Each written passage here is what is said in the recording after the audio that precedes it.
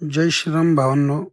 मी आत्ता आलो होतो जनसेवा बँकेला, कारण थोडेसे पैसे वगैरे भरायचे होते मला अकाउंटला, त्यामुळे आलो होतो. बघू शकता तुम्ही, जास्त गर्दी पण नव्हती इथं,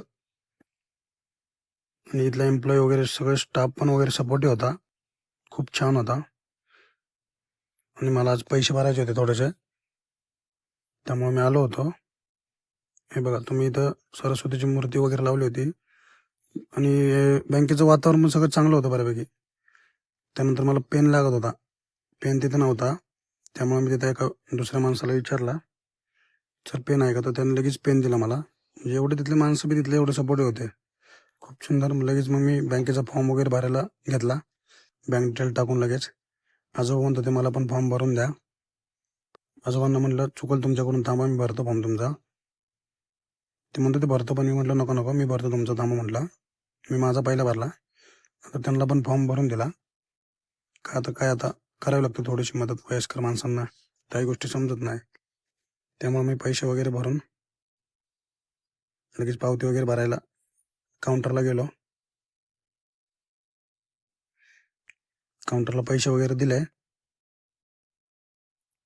आणि लगेच पैसे वगैरे देऊन तिथून निघावं म्हटलं. आणि मला दुसऱ्या बँकेत बी काम होतं, केवायसीसाठी बँक ऑफ महाराष्ट्राला जायचं होतं, त्यामुळे तिथून पण जावं म्हटलं.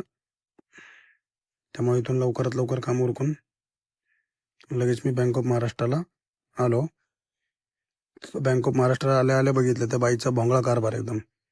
इथं 10-15 माणसं लाईनीला उभे आहेत, आणि ती बाई अर्धा एक तास झालं नुसती कुणातरी फोनवर VIP, कुठली VIP होती काय माहिती, त्याची कामं करत होते.